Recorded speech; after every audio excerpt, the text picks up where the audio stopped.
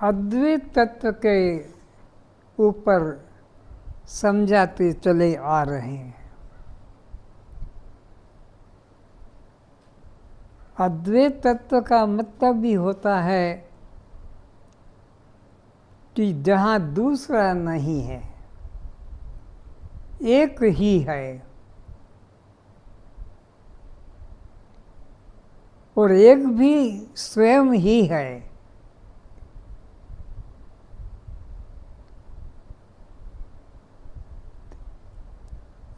ये शुद्ध ज्ञान है, ये ब्रह्म ज्ञान है, ये आत्म ज्ञान है।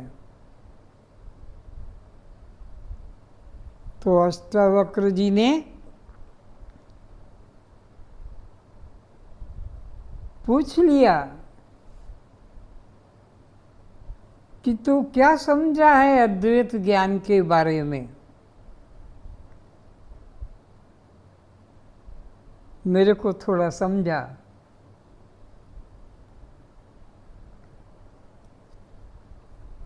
गुरु आज्ञा पाकर जनक जी ने उत्तर दिया,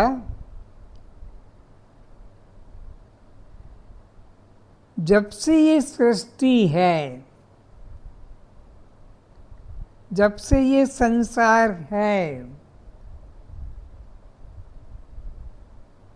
और इसमें बार बार शरीर को धारण करना पड़ता है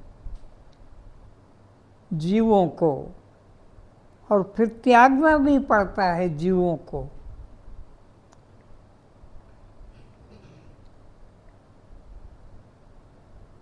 तो हे गुरुदेव, आपके उपदेश से मैंने बस यही जाना कि ये जो बार बार बदल रहा है, आता जाता है, जन्मता मरता है, ये जो 84 में भटक रहा है, यह शरीर में नहीं।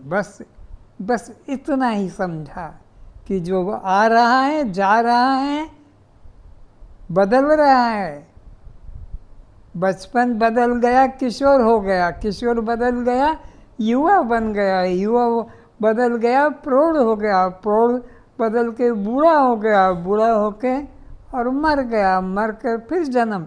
ये जो बार बार बदलता आ रहा है, मैं इसे देखने वाला हूँ, मैं इसे जानने वाला हूँ। मैं ये बदलने वाला शरीर नहीं हूँ। अष्टावक्र जी को मन में प्रसन्नता हुई कि यह मेरा सच्चा शिष्य है, इसने मेरे ज्ञान को ठीक धारण किया है। आगे कहते हैं, यह काम मैंने कर लिया, यह काम मैंने क्यों किया। इस तरह के द्वंद्व से जब पुरुष का मन शून्य हो जाता है, जब साधक का मन इस द्वंद्व से मुक्त हो जाता है कि यह काम मैंने क्यों किया, यह काम तो मुझे नहीं करना था। क्या कहा, फिर से बोलो। यह काम मैंने कर लिया, यह काम मैंने क्यों किया। ये काम बाकी है, ये काम मैंने क्यों किया, ये काम मैंने कर लिया। ये द्वंद्व जिसके मन में है, अभी उसने अपने को आत्मा रूप से अनुभव नहीं किया, क्योंकि आत्मा में कर्म का कोई कर्तव्यता, आत्मा कुछ करता नहीं है। फिर से, यह काम मैंने कर लिया, यह काम मैंने क्यों किया। इस तरह के द्वंद्व से जब पुरुष का मन शून्य हो जाता है, मन शून्य हो गया, अब उसके मन में ये उथल पुथल नहीं रही कि क्यों किया क्यों नहीं किया, शांत हो गया मन। तब उससे जीवन मुक्ति के सुख की प्राप्ति होती है। ऐसे ज्ञानी को जीवन मुक्ति का जो सुख है उसकी प्राप्ति होती है। जिसके मन में अभी ये करना है, ये बाकी है, ये अच्छा है, तो अभी वह आत्मज्ञान का अधिकारी नहीं हुआ है। जिसने अपने मन में ये उथल पुथल द्वंद्व इसको निकाल दिया है वही सचमुच में ज्ञानी है। जिस ज्ञानी के मन में संसार की सत्यता एवं सुख का भाव समाप्त हो चुका है। अज्ञानी व्यक्ति जब तक गुरु नहीं मिला है तब तक ये जगत नाम रूप जगत सत्य लगता है उसको, इसी में फंसा रहता है। अज्ञानी व्यक्ति नाम रूप जगत को ही सत्य समझता है, पर जिस ज्ञानी को आत्मज्ञान हो गया उसके मन से इस जगत के प्रति सत्य बुद्धि सुख बुद्धि समाप्त हो जाती है। वो जगत को सत्य और सुख बुद्धि रूप में देखता नहीं, उसे पाने की चेष्टा करता नहीं। फिर से जिस ज्ञानी के मन में संसार की सत्यता एवं सुख का भाव समाप्त हो चुका है। न सुख का भाव है न ये संसार सत्य, दोनों भाव मन से निकल जाते हैं। जिसने संसार की अनित्यता का साक्षात्कार कर लिया है। ज्ञानी व्यक्ति संसार की अनित्यता का दृढ़ निश्चय कर लेता है। अब उसे धर्म अर्थ काम मोक्ष आदि किसी भी पदार्थ की अभिलाषा नहीं होती है। अज्ञानी व्यक्ति के मन में धर्म अर्थ काम और मोक्ष ये 4 प्रकार के पुरुषार्थ बने रहते हैं। ये धर्म है, यह अर्थ है, पाने योग्य है, ये काम करने योग्य है, इससे मोक्ष मिलेगा, धर्म अर्थ काम मोक्ष। अज्ञानी व्यक्ति के जीवन में 4 पुरुषार्थ होते हैं, पर जो ज्ञानी व्यक्ति होता है उसके जीवन में ये चारों पुरुषार्थ शून्य हो जाते हैं। फिर से जिसने संसार की अनित्यता का साक्षात्कार कर लिया है, अब उसे धर्म अर्थ काम मोक्ष आदि किसी भी पदार्थ की अभिलाषा नहीं होती है। ज्ञानी को ऐसा उदासीन रहने वाले ज्ञानी को संसार में सम्मान अथवा अपमान मिलने पर भी वो जानता है कि मैं तो दुख सुख से रहित निराकार निर्विकल्प आत्मा हूँ। ज्ञानी संसार के प्रति उदासीन हो जाता है, उसके लिए कुछ प्राप्तव्य अब पाने योग्य नहीं रहा, उसके लिए अपने आप में पूर्णता का बोध जग जाता है। तो ऐसे उदासीन रहने वाले ज्ञानी को संसार में सम्मान अथवा अपमान, फिर उस ज्ञानी को संसार में कोई अपमानित करे तो दुख नहीं होता, क्योंकि देह को जो अपना रूप मानेगा उसे लगेगा कि मेरा अपमान किया है, और सम्मान देगा तो लगेगा कि सम्मान किया है, मेरे को माला पहनाई है, मुकुट पहनाया है, आसन दिया है। और जो बाह्य ऐसा सम्मान न दिखाए तो दुख होता है ज्ञानी को, पर उस ज्ञानी व्यक्ति को कोई अपमानित करे तो भी दुख नहीं होता, सम्मानित करे तो भी खुशी नहीं होती है। सम्मान अथवा अपमान मिलने पर भी वो जानता है कि मैं तो दुख सुख से रहित निराकार निर्विकल्प आत्मा जानने वाला, अपने को आत्मा जानने वाला कैसा मानता है अपने को? निराकार निर्विकल्प आत्मा हूँ। निराकार में हूँ, मेरा कोई रूप ही नहीं है, तो मान अपमान तो रूप का होगा। मेरा कोई अपमान भी नहीं कर सकता कि कोई सम्मान भी नहीं कर सकता। मैं निराकार आत्मा हूँ। और मेरे लिए ना परिवार है, ना समाज है, ना राष्ट्र है। संसार ही नहीं है मेरे लिए। जब संसार नहीं तो राष्ट्र कहाँ से, राष्ट्र नहीं तो प्रांत कहाँ से, प्रांत नहीं तो जिला कहाँ से, और जिला नहीं तो फिर नगर कहाँ से, और नगर नहीं तो गांव घर कहाँ, कुछ भी नहीं मेरे लिए। संसार शून्य हो गया, एकमात्र मैं चैतन्य आत्मा ही सत्य हूँ। सब संसार कल्पित स्वप्न नगर से ज्यादा नहीं है। तो ये सारा संसार स्वप्न नगर से ज़्यादा मूल्यवान नहीं, क्योंकि सपने में तुम करोड़ों की संपत्ति पा जाते हो या लाखों तुम्हारे चले जाते हैं, तब तुम सुखी भी होते हो सपने में और दुखी भी होते हो सपने में, लेकिन नींद टूट जाने पर तुम्हारे को कुछ भी उस सपने का लाभ हानि का प्रभाव तुम्हारे मन पर नहीं रहता है, क्योंकि जानते हो सब सपना है। एक बार गांधी जी ने रमन महर्षि को पत्र लिखा। संतों के रूप में गांधी जी को माना जाता है और उन्होंने रमन महर्षि को एक पत्र लिखा। पत्र में क्या लिखा कि मैं यहाँ मर रहा हूँ देश की स्वतंत्रता के लिए और तुम अपने यहाँ बैठे हो आराम से। तो उसने कहा कि अरे मेरे लिए जगत ही नहीं है, तो उसके लिए मैं क्या प्रयत्न करूं। तो एक चिट्ठी में लिख के दिया गांधी जी ने रमन महर्षि को। क्या लिखा? पत्र लिखा कि तुम नीलाचल पर्वत पर बैठ ध्यान कर रहे हो। देश को स्वतंत्र कराने में तुम्हारा क्या कोई फर्ज नहीं समझते? तुम भारत में हो तो देश को स्वतंत्र करने के लिए तुम्हारे मन में कुछ विचार नहीं आता है? तो अकेले बैठे तुम जंगल में हिमालय में ध्यान में बैठे हो, तुमको देश की स्वतंत्रता के लिए विचार नहीं आता है? तब उन्होंने उत्तर दिया, रमन महर्षि ने गांधी जी को क्या दिया? महर्षि ने उत्तर दिया, अरे दोस्त, तूने कभी सिनेमा देखा है? अब उन्होंने कितने सुंदर एग्जाम्पल देके बताया कि तूने कभी दोस्त सिनेमा देखा है और सिनेमा में आग लग जाए,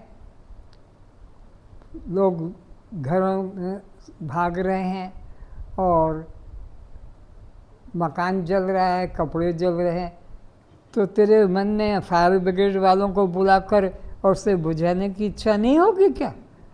इतना सुंदर जवाब रमन महर्षि ने गांधी जी को जगत की सत्यता के प्रति बोध कराया कि जगत तो सब झूठा है, सपना है। क्या कहा? ये दोस्त, तूने कभी सिनेमा देखा है?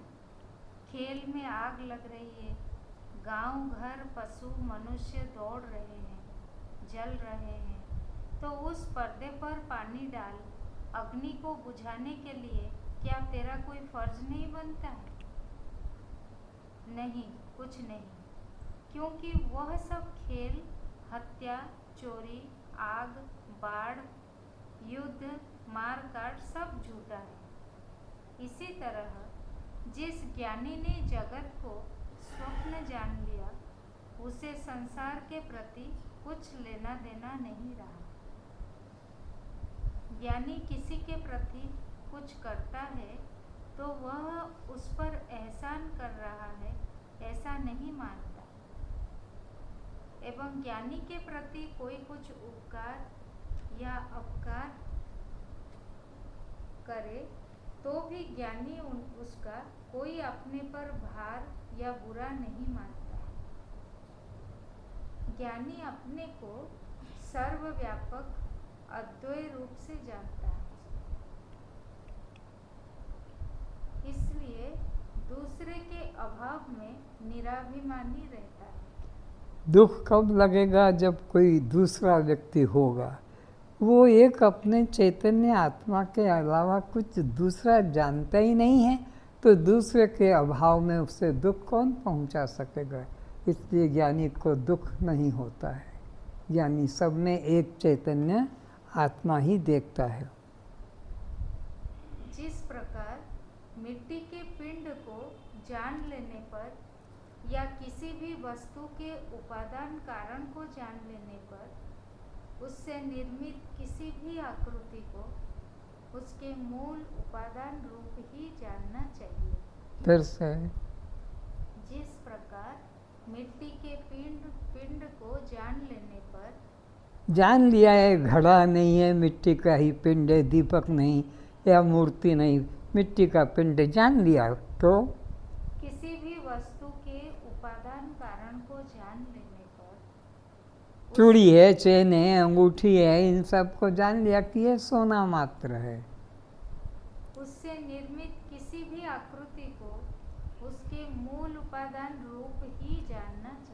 तो उन सबको वही जानना चाहिए। मिट्टी से बने सब मिट्टी है, स्वर्ण से बने सब स्वर्ण है, काठ से बने काठ है, सूत से बने सब सूत मात्र है। तो ये ब्रह्म से बना जगत ब्रह्म मात्र है, ये सोचना चाहिए। नाम आकार तो वाणी का विकार मात्र है। इसी प्रकार आत्मा को मैं रूप से जान लेने पर सब और अपना ही स्वरूप दिखाई पड़ता है। आत्मा को किस रूप में जानना है? मैं रूप में जानना है। तो मैं रूप में जानना है तो जहाँ भी दृष्टि पहुँचती है वहाँ मैं ही नज़र आता है, दूसरा कुछ और है ही नहीं। जहाँ भी दृष्टिपात करता है ज्ञानी व्यक्ति सिया राममय ही देखता है, कुछ अन्य देखता नहीं। सर्वम खलुइदं ब्रह्म, सब ब्रह्म रूप ही मैं रूप में ही ज्ञानी को भासित होता है। समस्त संसार की वस्तु, व्यक्ति, प्राणी, चराचर, स्थावर, जंगम आत्मरूप ही दिखाई पड़ते हैं। आत्मा के अतिरिक्त कोई अन्य वस्तु है ही नहीं, ऐसा ज्ञानी की दृष्टि में रहता है।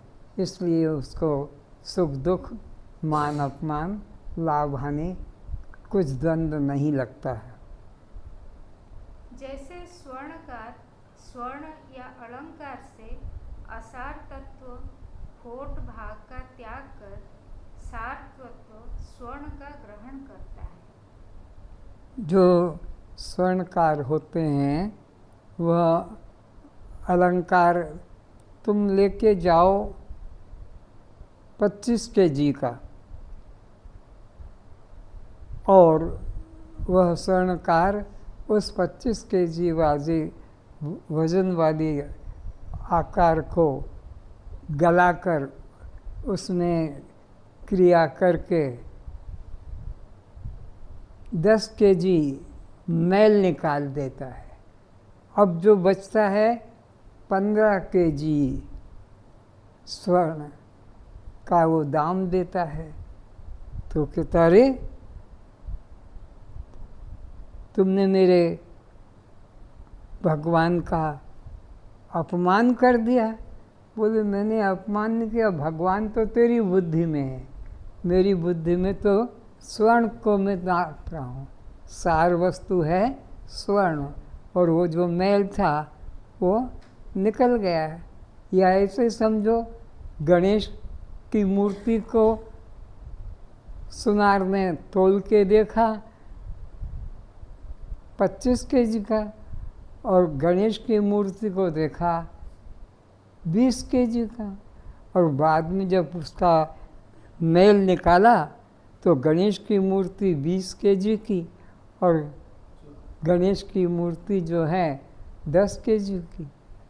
तो वो 10 का पैसा देगा गणेश का और 20 का पैसा देगा चूहे का। तुमको कहे मेरे गणेश का भगवान का अपमान और उनके चूहे का सम्मान इतना। बोले तेरी दृष्टि में गणेश है, तेरी दृष्टि में वो चूहा है, मेरी दृष्टि में तो शुद्ध मैं सोने को देखता हूँ, सोने के अलावा कुछ भी नहीं। यहाँ क्या है? हंस अशुद्ध दूध से शुद्ध दूध का ही ग्रहण करता है।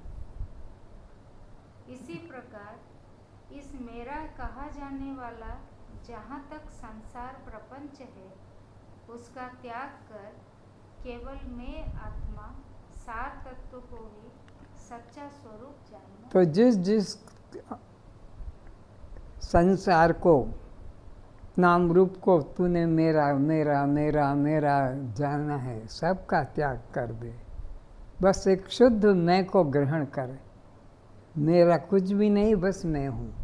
मैं ही शुद्ध सत्य हूँ। और जो जो मेरा है सब प्रपंच है, झूठा है, माया है। मुझ आत्मा में विकल्प का अभाव है। मुझ आत्मा के अलावा और कुछ भी नाम रूप सत्य नहीं, सब विकल्प है, सब झूठा है। मुझ आत्मा पर जो नाम रूप भास रहा है यह दृश्य जगत का विकल्प है। ये गणेश है और ये चूहा है। ये संसार की दृष्टि है, लेकिन स्वर्णकार की दृष्टि में तो केवल सोना है। उसे हटा दो तो जो शेष रह जाता है पंचभूतात्मक, वह परमात्मा का आदि भौतिक स्वरूप है। तो नाम रूप आकार को मन से निकाल दो तो जो रह जाता है अस्थि भांति प्रिय रूप, वो परमात्मा ही शेष रहता है। जैसे स्वर्ण पर से अलंकारों का विकल्प हटा लो तो शेष स्वर्ण ही रहता है। चूड़ी चेन अंगूठी ये विकल्प है और स्वर्ण सत्य है। इसी प्रकार मैं परमात्मा पर से जगत विकल्प हटा दो तो फिर सब मैं आत्मा ही है। राम कृष्ण आदि का जो लीला विग्रह है वह आदि दैविक स्वरूप है और भगवान नाम से, आत्मा नाम से प्रस्फुटित एवं अभिव्यक्त होने वाला आध्यात्मिक स्वरूप है। जब आधि भौतिक, आधि दैविक तथा आध्यात्मिक तीनों विकल्पों का अभाव मन द्वारा हो गया, तब एकमात्र अवांग मानस गोचर चिन्मय मैं आत्मा ही रह जाता है। मुझ आत्मा के अतिरिक्त ये राम कृष्ण शंकर देवी दुर्गा गणेश ये सब लीला मात्र है। सत्य मात्र एकमात्र मैं आत्मा ही हूँ। जगत के विकल्प भाव में सृष्टा, भर्ता, हर्ता तीनों का अभाव हो जाता है। न कोई सृष्टा है, न हरता है, न भरता है, केवल एकमात्र मैं शुद्ध आत्मा हूँ। तब एकमात्र आत्मा भगवान रह जाता है। मैं का मैं ही शेष रह जाता है। जगत विकल्प अभाव में मेरा भाव का कुछ भी नहीं रहा, केवल मैं ही एकमात्र सत्य हूँ। जगत विकल्प अभाव में जीव, ईश्वर तथा तृण से भी ब्रह्मादिक तक का अभाव हो जाता है। न कोई जीव है, न जगत है, न ईश्वर है, केवल एकमात्र मैं ही सत्य हूँ। माया का अस्तित्व ही नहीं रह जाता। नाम रूप माया का अस्तित्व ही नहीं रह जाता है। जब मिट्टी रह गई, घड़ा, सुराही, दीपक टूट गए तो केवल मिट्टी ही रह जाती है। ना रहा वक्ता, ना रहा श्रोता, ना कोई बंधन और ना कोई मुक्ति, ना भक्त है ना भगवान। दो होंगे तब तो कोई भक्त बनेगा, कोई भगवान बनेगा। दो होंगे तब तो कोई बद्ध बनेगा और कोई मुक्त बनेगा। दो होंगे तब कोई जीव बनेगा, कोई ईश्वर बनेगा। दो ही का झंझट ही नहीं रहा। एकमात्र नए तत्व, आत्म तत्व ही सत्य है। ना कोई गुरु ना कोई शिष्य है, क्योंकि जब संपूर्ण संसार का विकल्प हट गया तब मैं आत्मा ही सर्व संकल्प विकल्पों का आधार शेष रह जाता हूँ। अतः हे जीव, यह निष्ठा कर, संसार सागर से छलांग लगाकर चिन्मय पद में स्थित हो जा। तो नाम रूप संसार से छलांग लगाकर जो मूल तत्व है, नए तत्व, उसमें स्थित हो जाओ। अब किसका ध्यान करोगे, किसकी पूजा करोगे, किसका जप करोगे? अब किससे आंख बंद करोगे? किसके शब्दों से बचने अपने कान बंद करोगे? द्वैत ही खत्म हो गया तो अब द्वंद्व भी खत्म हो गया। क्या अब आत्मपद में स्थित हो जाने पर भी मन शेष रहता है, जिसे वश में करने प्राणायाम ध्यान की चेष्टा करना पड़ेगी? अब मन ही नहीं रहा तो उसके लिए क्या योग साधन करोगे कि प्राणायाम करोगे, श्वास को देखोगे, ऊपर नीचे करोगे, कुछ करने की जरूरत नहीं। क्या वह मन भी अब शेष है, जिसे वश करने जन्मों जन्मों से साधन कर रहे थे? जन्मों जन्मों से अनादिकाल से मन को वश में करने का जो साधन कर रहे थे, अब देखा कि मन नाम की वस्तु ही कुछ नहीं है, एकमात्र चैतन्य मैं तत्व हूँ, तो अब ध्यान समाधि का झंझट खत्म। जगत विकल्प हटते सब विकल्प हट गए, वही एक का एक रह गया। एक का एक बस चैतन्य वस्तु रहेगी और ये नाम रूप जो भी था ये सब विकल्प हट गया, एक का एक ही रह गया। एक ही अनेक रूप में भास रहा था, अब वह अनेक ही एक रूप में भास रहा है। जो निर्विकल्प में आत्मा अस्तित्व मात्र हूँ, भगवान को आत्मा को संसारी मानकर ही छहों दर्शनों की प्रतिष्ठा या परस्पर झगड़ा खड़ा हुआ है। जीव ईश्वर हो या माया, इन विकल्पों का यथार्थ आधार मैं आत्मा के सिवाय और कौन हो सकेगा? मुझ आत्मा के अतिरिक्त न कोई जीव है, न कोई ईश्वर है, न कोई जगत है, न कोई संसार है। अब बस मैं एकमात्र आत्मा ही सत्य हूँ। अतः विकल्प कोई वस्तु नहीं, एकमात्र मैं ही सत्य हूँ। चूड़ी चेन अंगूठी कोई वस्तु थोड़ी है, सत्य में तो केवल स्वर्ण है। बस तो ऐसे ही ये नाम रूप जगत सत्य नहीं, एकमात्र मैं चैतन्य आत्मा ही सत्य हूँ, बाकी सब विकल्प झूठा। जो मुमुक्षु धन, पुत्र, स्त्री, पति आदि के प्रति दोष दृष्टि से उन्हें त्याग देता है, दूसरे रागी व्यक्ति है जो विषयों की कामना करने वाले लोलुप चित्त वाले हैं। दोनों तरह के, एक रागी है और एक वैरागी है।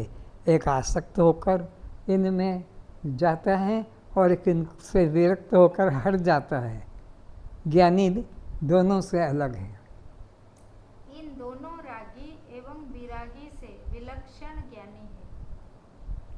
वे ना ग्रहण करने का और ना त्याग करने का आग्रह करते हैं। ज्ञानी न ग्रहण करने का आग्रह करता है, न त्याग करने का, बल्कि साक्षी भाव में रहे मन एवं इंद्रिय द्वारा विषय ग्रहण का व्यवहार देखते रहते हैं। उन्हें जीवन मुक्त कहा जाता है। फिर से जीवन मुक्त किसको कहते हैं? जो जीते जी और मुक्त है। मरने के बाद विदेह मुक्त होते हैं, पर जीते जी ज्ञान अभी हो गया तो अभी तो थोड़ी मरेगा। अभी इसका प्रारब्ध बचेगा 25 साल का कि 10 साल का कि 10 दिन का, उसके बाद में फिर वो विदेह मुक्त कहलाता है। पर वो ज्ञान होने के क्षण से वो जीवन मुक्त होता है। क्या कह रहे हैं? वे ना ग्रहण करने का और ना त्याग करने का आग्रह करते हैं। कौन? जो ज्ञानी हैं। बल्कि साक्षी भाव में रहे मन एवं इंद्रिय द्वारा विषय ग्रहण का व्यवहार देखते रहते हैं। उन्हें जीवन मुक्त कहा जाता है। इंद्रियों के व्यवहार को देखते रहते हैं। संसार में मुख्य दो प्रकार के लोग दिखाई पड़ते हैं। एक जो विषयों को दुख एवं बंधन रूप जान घर छोड़ जंगल चले गए, बाबा बन गए, कौपिन कमंडलू दंड धारण कर विचरण कर रहे हैं, खुले बदन सर्दी गर्मी वर्षा में भी खुले मैदान में जीवन व्यतीत कर रहे हैं। उन्हें विरागी कहते हैं। जिनको ढोंगी बाबा समाज देखता है। दूसरे वे लोग हैं जो अधिकांश विषय भोगों को सुख रूप समझ विषयासक्ति में लोलुप हुए हैं, उन्हें रागी कहते हैं। उन्हें जो भोगों में आसक्त हैं, धन धान संपन्न है, उन्हें भोगी कहते हैं, रागी कहते हैं। दोनों के मन में विषय का महत्व है। ज्ञानी दोनों से उपराम है, न वैराग में आसक्त होता है न भोग में आसक्त होता है। एक विषय से दूर भाग रहा है, एक विषय की तरफ दौड़ रहा है। अज्ञानी विषयों की तरफ दौड़ रहा है और एक वैरागी जो ज्ञान नहीं है वो विषयों से भाग रहा है। एक धन स्त्री से दूर भाग रहा है, एक धन स्त्री की तरफ दौड़ रहा है। दोनों का दृष्टि केंद्र धन व स्त्री है। भोग में ही है, धन में ही उसकी बुद्धि फंसा हुआ है। इस प्रकार प्रकट अप्रकट रूप से दोनों में विषय महत्वपूर्ण बना है। संसारी उन दोनों के लिए महत्वपूर्ण बना है। ग्रहण करने में लगा है वो भी संसार को मूल्य दे रहा है, और उस जो भाग रहा है संसार की तरफ से वो भी संसार को ही मूल्य दे रहा है। अष्टावक्र जी कहते हैं कि जिसके मन में विषय की सत्यता है वह उसे पकड़ने व छोड़ने की चेष्टा करता है। तो अष्टावक्र जी यहाँ समझा रहे हैं तत्वदर्शी महापुरुष कि जिसकी दृष्टि में तत्व का महत्व है वह ग्रहण त्याग में फंसा रहेगा, किंतु जिसकी दृष्टि में ग्रहण त्याग का कोई मूल्य, तत्व का मूल्य नहीं है, वह उदासीन रहता है। फिर से अष्टावक्र जी कहते हैं जिसके मन में विषय की सत्यता है, विषय की सत्यता यानी संसार की सत्यता है, तो वो ग्रहण त्याग में लगा रहेगा। वह उसे पकड़ने व छोड़ने की चेष्टा करता है, किंतु जिसके मन में विषय संसार ही नहीं है वह विषय संसार ही नहीं, विषय संसार सत्य ही नहीं, ऐसा जिस ज्ञानी को पक्का हो गया वह ग्रहण त्याग की इच्छा नहीं करता। उस ज्ञानी के मन में भोगों से भागने की और भोगों को ग्रहण करने की इच्छा नहीं करता।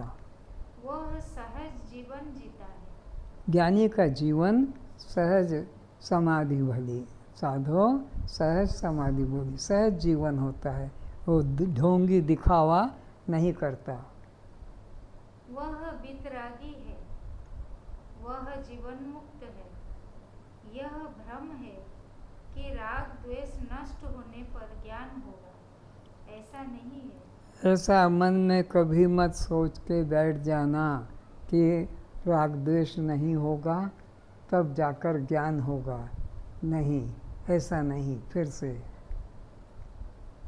यह भ्रम है कि राग द्वेष नष्ट होने पर ही ज्ञान होगा, ऐसा नहीं है। विषय ही नहीं तो राग द्वेष किसका?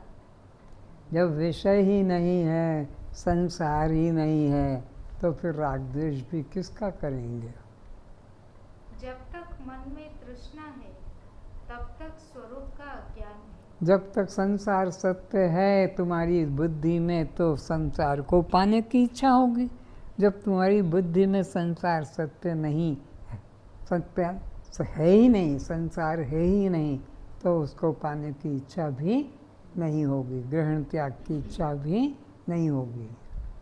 वहाँ तक अनात्म वस्तु का तादात्म्य बना रहता है।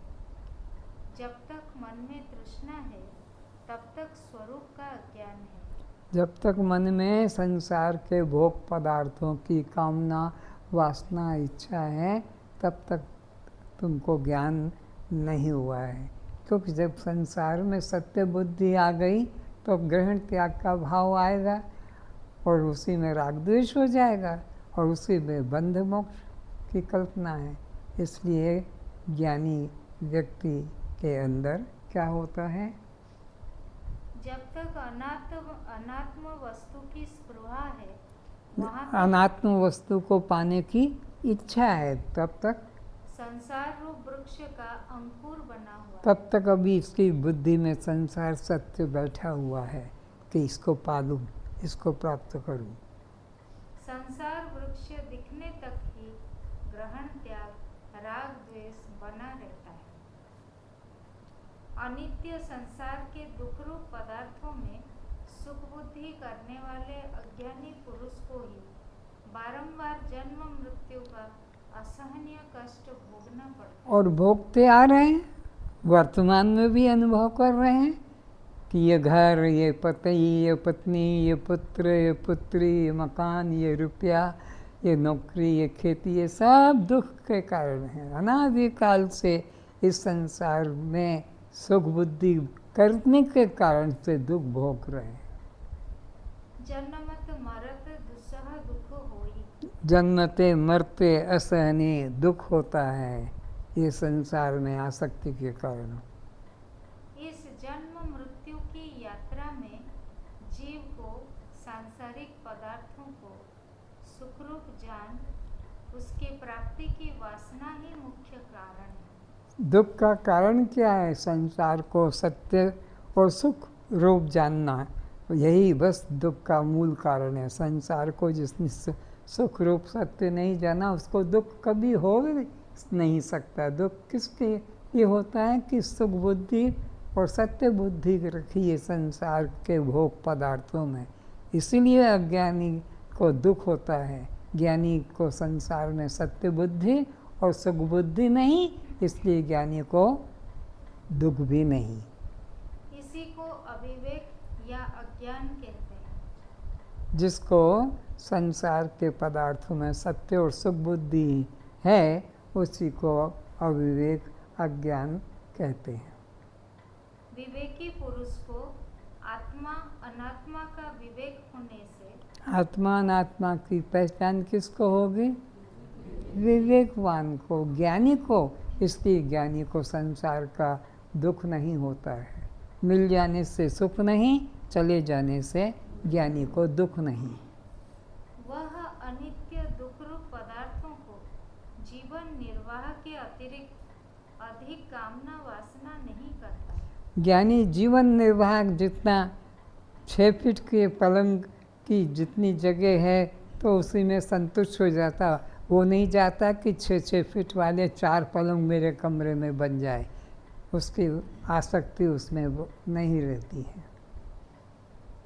वह केवल परमात्मा प्राप्ति की ही इच्छा कर वो केवल परमात्मा को पाने के लिए बस इच्छा करता है और संसार को और अधिक हो उसकी इच्छा नहीं होती है। उसकी अनुभूति करता है। उस परमात्मा को सब शरीरों में आत्म रूप से अनुभव करता है। किस रूप में अनुभव करता है? मैं रूप में, आत्मा रूप में सब शरीरों में उस परमात्मा को आत्मा रूप में अनुभव करता है। आत्मा रूप का मतलब है कि मैं रूप में, मैं ही सब रूपों में हूँ, ऐसा ज्ञानी निश्चय करता है, अनुभव करता है। इसलिए दुख का कारण ही नहीं, दुख तो दूसरे से होता है, ज्ञानी की दृष्टि में कोई दूसरा नहीं, इसलिए दुख भी नहीं। जब तक आत्म विचार रहित व्यक्ति होता है तभी तक उसके मन में संसार के प्रति स्पृहा रहती है। फिर से जब तक आत्म विचार से रहित व्यक्ति जिनको जड़ चेतन का, शव शिव का बोध नहीं है, विवेक नहीं है, उन लोगों को, अज्ञानियों को संसार के पदार्थों को मिलने से सुख और चले जाने से दुख होता है। पर ज्ञानी की दृष्टि में कोई दुख नहीं। क्यों?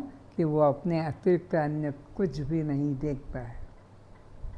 संपूर्ण यज्ञों का भोक्ता और स्वामी भी मैं ही हूँ, परंतु वे मुझको अपने आत्मा रूप से नहीं जानते। ज्ञानी तो सबको आत्मा रूप से जानता है, इसलिए दुख नहीं होता। पर अज्ञानी लोग ज्ञानी को अपना आत्मा नहीं जानते। ज्ञानी लोग सबको आत्मा नहीं जानते। ज्ञानी सबको अपना आत्मा जानता है, अज्ञानी सबको आत्मा नहीं जानता है, इसलिए दुख पाता है। फिर से संपूर्ण यज्ञों का भोक्ता और स्वामी भी मैं ही हूँ। ज्ञानी की दृष्टि है ये। और परंतु वे मुझको अपने आत्मा रूप से नहीं जानते। पर ये संसारी लोग ज्ञानी संतों की निंदा करते हैं, उनको मार तक भी देते हैं, हत्या तक भी कर देते हैं, क्योंकि वे उसको अपनी आत्मा नहीं जानते। पर ज्ञानी सबको अपनी आत्मा से आराम में सब जग को जानता है। इससे वे अज्ञानी बारंबार इस मृत्यु रूप संसार में गिरते हैं, अर्थात पुनर्जन्म को प्राप्त होते हैं।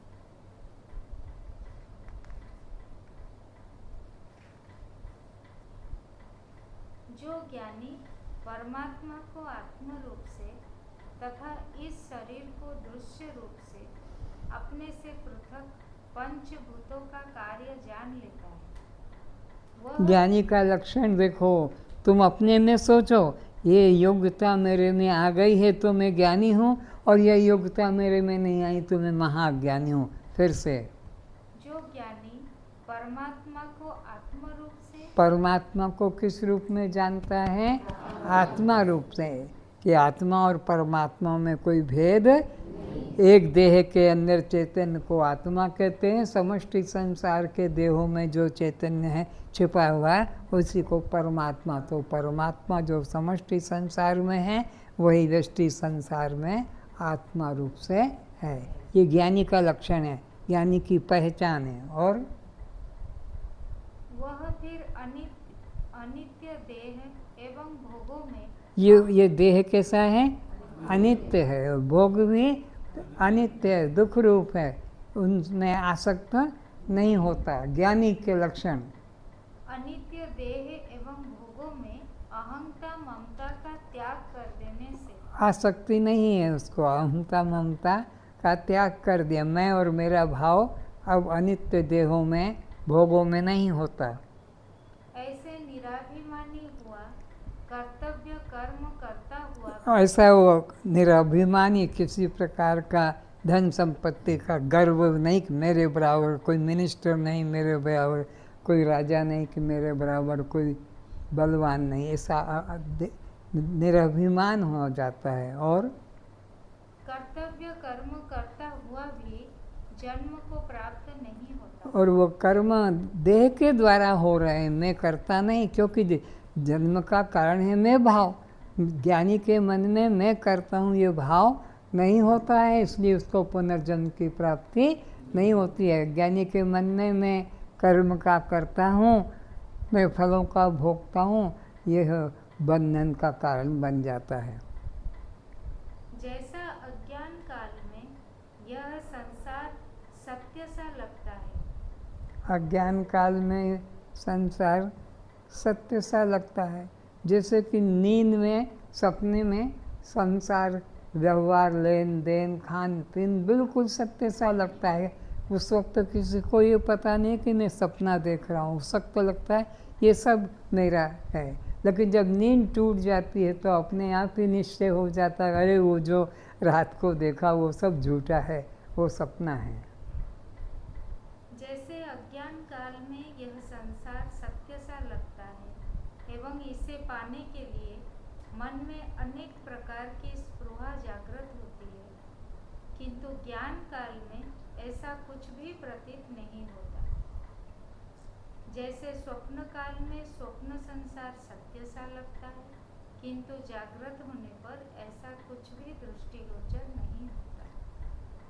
सपने में स्वर्ण की खदान तुमको मिल रही, सपने में, अरे मैं सबसे बड़ा मालिक हो जाऊंगा, सोने की खदान, और नींद टूट जाए तो वो तो स्वप्न की खदान, अब उसको पाने के लिए फिर से सो जाओ तो फिर वो खदान के मालिक तुम पूरे बन जाओगे। अरे वो जो दिख रही थी सोना, जब पाया वो भी झूठा, जो बचा वो भी झूठा। अस्वस्थमेनं सुविरूढमूलं संगशस्त्रेण दृढ़ेन चित्वा। इस आदि अंत से रहित सत्ताहीन क्षणभंगुर दृढ़ मूल वाले संसार वृक्ष को दृढ़ वैराग्य रूपी शस्त्र द्वारा छेदन करना चाहिए। फिर से इस आदि अंत से रहित सत्ताहीन क्षणभंगुर दृढ़ संसार की कोई सत्ता न आदि है न अंत है, कल्पना मात्र, सपने मात्र, झूठा है। सत्ताहीन क्षणभंगुर दृढ़ मूल वाले संसार वृक्ष को दृढ़ वैराग्य रूपी शस्त्र द्वारा छेदन करना चाहिए। दृढ़ वैराग्य और दृढ़ शस्त्र के द्वारा इसका छेदन करना है, ज्ञान शस्त्र के द्वारा इसका छेदन करना है, इन्हें नाश कर देना चाहिए। संसार नाम की वस्तु है ही नहीं। इस संसार वृक्ष का नाम अस्वस्थ क्यों दिया है? अ अर्थात नहीं, स्व यानी दिल में, स्थ यानी स्थिर रहने वाला, अर्थात जो अभी दिख रहा है, जिसका काल तक अस्तित्व नहीं रहेगा। वो सब अस्वस्थ है, वो सब नाशवान है, वो ब्रह्म मात्र है। ऐसे अस्वस्थ वृक्ष को दृढ़ वैराग्य रूपी तलवार द्वारा नाश कर देना चाहिए। इसका तात्पर्य यह है कि इस कल्पित रस्सी सांप की तरह दिखने वाले संसार को छोड़ भागना नहीं है। ये संसार को छोड़कर भागना ऐसा ही है जैसे रस्सी में, मंद अंधकार में पड़ी रस्सी में सांप को देखकर भागने का, कि भागो नहीं तो ये खा देगा। अरे वो सपना है, वो झूठा है, मंद अंधकार के कारण लग रहा था, वो सपना सत्य लग रहा था। मंद अंधकार से वो सांप आएगा भी नहीं, खाएगा भी नहीं। ऐसे ही ये जगत सपने की तरह झूठा है। फिर से इसका तात्पर्य यह है कि इस कल्पित रस्सी सांप की तरह दिखने वाले संसार को छोड़ भागना नहीं है। तो संसार को छोड़कर मैं अब जंगल चला जाऊंगा, घर मकान को छोड़कर जंगल में रहूंगा, तो जंगल में भी तू झोपड़ी बना लेगा, वहाँ पर भी इधर उधर की लकड़ियाँ बीन बीन के खंभे गाड़ के और छत बना लेगा, क्योंकि मन तो वही है। वहाँ संसार में भी मन था, अभी वो जंगल में ले लेगा। बल्कि इसकी क्षणभंगुरता को अच्छी तरह जान, इससे राग विराग ग्रहण त्याग से रहित ज्ञान के द्वारा वितराग हो जाना है। ज्ञान के द्वारा वितराग, उपराम हो जाना, उदासीन हो जाना चाहिए। जो अनित्य है उसे छोड़कर नित्य को ग्रहण करना। तो जो अनित्य है, देह नाम जगत, इसको छोड़ो, और जो मैं वस्तु है आत्मा, वो सत्य है, उसमें बस पक्का निश्चय करो। जो अनित्य है उसे छोड़कर नित्य को ग्रहण करना विवेक कहलाता है। तो नित्य वस्तु कौन है? स्व, और अनित्य है पर, तो पर का त्याग करके स्व को ग्रहण करना ही विवेक कहलाता है। अज्ञानादेव संसारो ज्ञानादेव विमुच्यते। शास्त्र कहता है, क्या कहता है? स्वरूप अज्ञान से ही संसार बंधन है, स्वरूप ज्ञान से ही जीव जन्म मृत्यु रूप संसार से मुक्त है। तो स्वरूप का ज्ञान ही जीव के बंधन का कारण है, और स्वरूप का ज्ञान ही जीव की मुक्ति का साधन है। इसके अलावा सब कल्पना मात्र है। ओम शांति शांति शांति। कस्त्वं ओम सहना भवतु, सहनो भुनक्तु, सह वीर्यं करवावहै, तेजस्विनावधितमस्तु मा विद्विषावहे। ओम शांति शांति शांति।